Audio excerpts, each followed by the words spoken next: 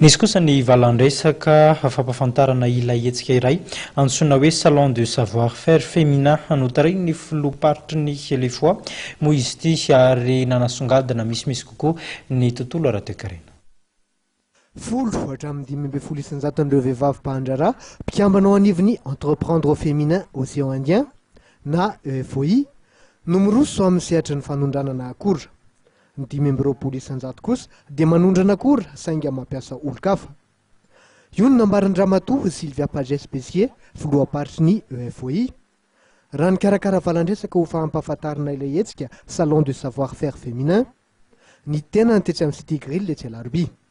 Hetsika izay ho karakaraina ny 5 hatramin'ny fidozona ho avy zao etsy amin'ny lapan'ny tanàna etsy Analakely.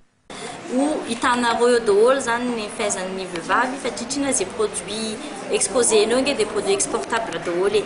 Dia donc eo zany nareo mahita daholo hoe inona daholo les produits efa mipréparenay labe zany zay zany efa exportable dia hoentinay zany any l'île de la Réunion amin'ny octobre prochain. Dia tombotsoa antsika zany hoe salon io déjà ny vehivavy rehetrarehetra eraka Madagasikara tsy mifankalala.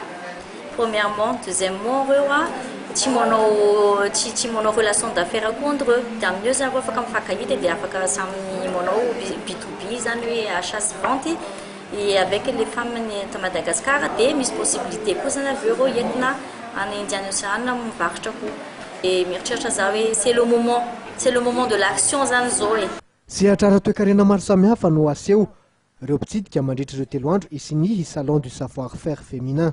Saika mahaliana ny mpanjifa eo amin'ny tsena iraisam-pirenena avokoa ny akora malagasy, saingy mila mafisina ny hirafitra amin'ny feny fanondranana. Ity salon ity tokoa dia hetsika natao hifanakalozana sy ho fanamafisana ny fifandraisana ho an'ireo vehivavy mpandrara ara-toekarena.